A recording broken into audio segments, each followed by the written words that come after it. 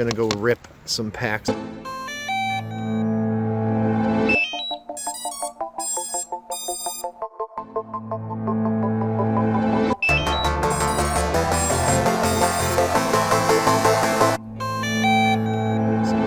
Armatan Chameleon frame with the RunCam Eagle Pro, the Lumineer version. Yeah, RunCam Eagle 2 Pro, whatever. It's a good camera. It's not the best. I'm gonna be the one that says it. I think the Foxeer Predator is like way better. Just do. So my 2 cents on that. I think it just looks more natural. I think the lighting is probably better on this one though, so that's going to be a good argument for this camera as far as low light, and it's cloudy today, so this is the camera I'm going to use, that and the night vision. But I do love these Lumineer unbreakable straps. But you know what I love most? That you can customize your sounds, I guess, but I really do like the FlySky transmitter. I actually modded it recently with this old TP-Link router antenna. 2.4 gigahertz tune, so figured it would work, and it really impressed me how much more range I get off of this, and it's removable, so I don't have to worry about like breaking my little hot glue fix there. And then there's still an antenna in the handlebar here, so let's go fire it up. 4.19, so fully charged battery. It's a little cold outside. Just go ahead and start the DVR, and let's pre-arm and get her going. See how we do. Give it a good flip. That's not too shabby. I need to tune some of this out. Getting a little bounce on the rolls. Alright, let's just go. I'm not walking all the way over there. Like I'll fly way more conservatively when I know if I crash, I have to like walk a really far distance. So if it's like right next to where I'm standing, doesn't bother me as much. Oh my god! Oh man, I hit that gap all the time. And here I go. Let's go get it. Good lord. If I've never told you about ViFly, this is not a sponsored thing, by the way. I just like these a lot. That's it in there. It's got its own little power source. It's a lost quad alarm. The battery ejected. And it didn't really eject, it just the plug came out. But dude, you gotta love this, because like I gotta like walk all the way down here. It's in tall grass. I can't see it, but that little chirp chirp chirp, that's what let me find it quick, instead of having to walk around for it. Hold the button down, 1 2 3 4 5. That's it. It stops chirping.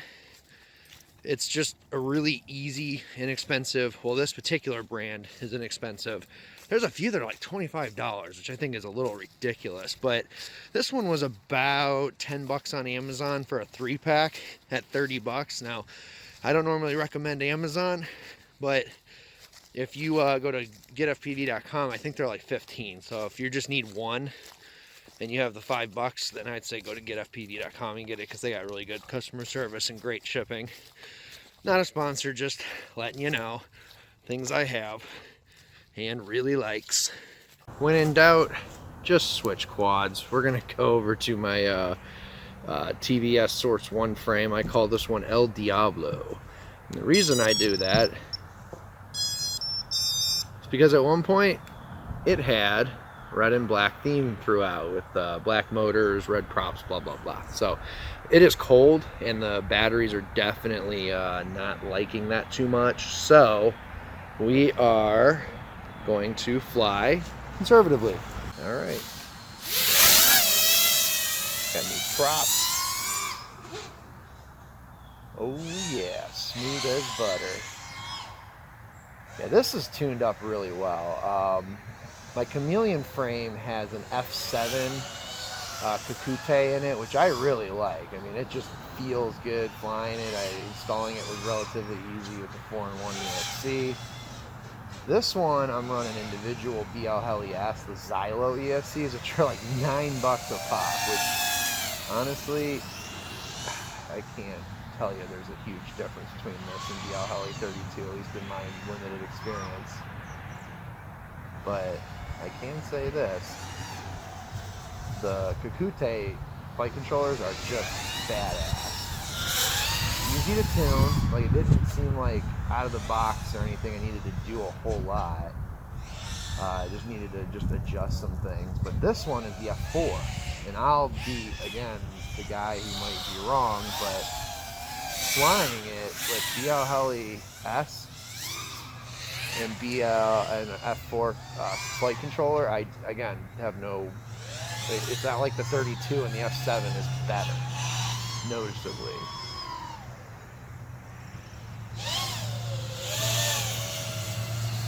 I will say that the Runcam Night Eagle is a great camera for low light. You guys ever move when you think you're about to hit something, like physically move? Oh. Let's see where I'm at. 3.6. All right. Well, let's see what we do. Underload. Oh shoot. Lost the video there for a second, so yeah, I think the battery's done. I always like to get my batteries down when they're at about 3.3 at the most under a hard punch, but like if I'm just coasting, flying mid-throttle and 3.5, I'm like, bring them home. These are my now Basher batteries since I've burned up all the other Basher batteries I've had. But I got these off of Amazon Gold Bat 4S batteries. They're pretty cheap, and performance-wise, they definitely, you get what you pay for. They do work, you just saw, but you know, they've probably been charged and discharged a dozen or so times, maybe more, and they still run. But I wouldn't say that they're like the best battery ever. They're just decent. So, all right, on to another pack. Definitely not expecting great performance out of this. This is the last of 4 Basher packs, ZOP Power Banggood Special. They were never great battery packs. They were always okay. It is cold. These have been run through the ringer several times,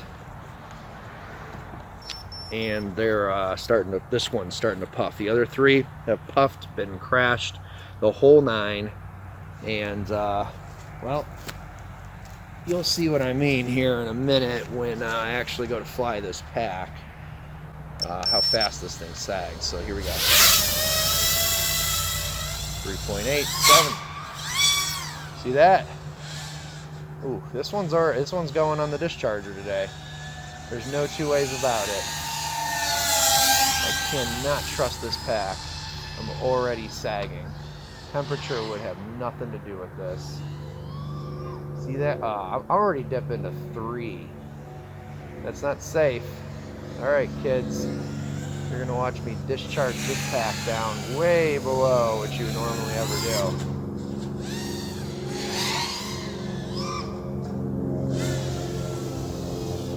Getting some noise in my vid. So we're going to stay close.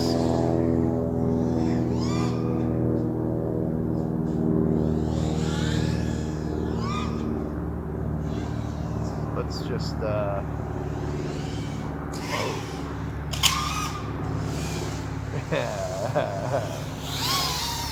you can't really get mad when you don't die from hitting 2 different tree branches.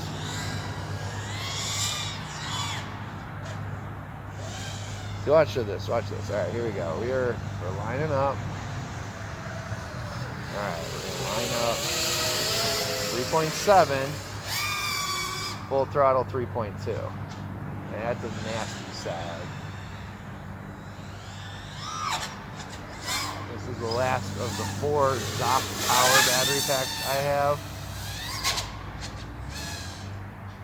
And they were never terrific. I do not recommend you buy those unless they're just like, they're probably good practice batteries because you can abuse the crap out of them like I'm doing right now and not feel bad because they just don't cost that much. compared to like a good battery. I want to say like my good batteries were about 20 bucks, which is a lot of money, but that's what they cost. These were about 15. So on the one hand, it's like, well, why don't we just spend the extra $1, dude, and get a good pack? Oh my god, I keep busting through the scraggle. Oh man, that's still going on YouTube. I don't even care. Dialogue or not, just crash, crash, crash, crash, crash. And it's still in the air. Props are fucked up, but I'm still in the air.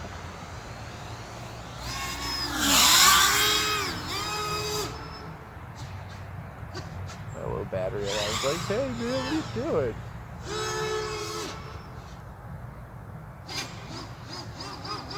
Oh, there's like so much bounce.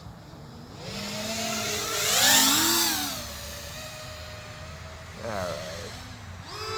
What you want to bet this pack is like totally puffed? 3 minutes? I think that's fair. Let's call it 3.7. I mean, landing at storage-ish. Check out that battery. Well, I mean, quad's fine. Props are bent. No two ways about that.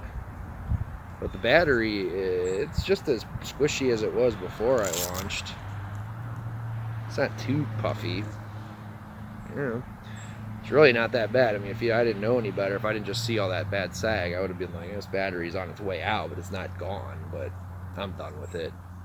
After that performance, there's no point in keeping it. I'm going to discharge it and recycle it. So, props are a little bent up. It looks like the back left rear prop is jacked. And they're just chipped up. So, still totally flyable. If you're ever curious what my favorite frame is, TBS Source One, hands down. $25 to $30 frame. You cannot beat that value. Got about 4.04 volts left. Props are sounding a little rough. But I'll tell you what, man, I bashed that tree. And it just kept right on trucking. Frame is just so awesome. I got DYS Samguk motors, the 2400 kV. And the Kakute F4 with the Rush Tank VTX. And I'm gonna tell you something here. It is that Rush Tank is so badass. It is like my new go-to VTX. I have found that once you find parts that are just good, you stick with them. Like the FlySky transmitter. It works. It's a good transmitter. I have had 0 issues with it. It does the job. The sticks feel good. I am able to fly with it, and it is not expensive. And the receivers are also not expensive. So my fleet is equipped with FlySky. These goggles, they're not the best goggles. They're actually not even that great. They're okay. But for the price, and compared to everything else that's out there, unfortunately, these are the best, I think, bang for the buck for a DVR and diversity receiver. Oh, we're gonna fall over. So dumb. Alright, let's get underneath this scraggle. I know there's more scraggle coming. I like doing these like sidewinder squishes. Like a car. Like I'm just what do you say, drifting. Get up underneath there. Yeah, we're about time to pull it. 3.5, yeah, mid throttle, 3.5, yeah, let's call it. It's a good rip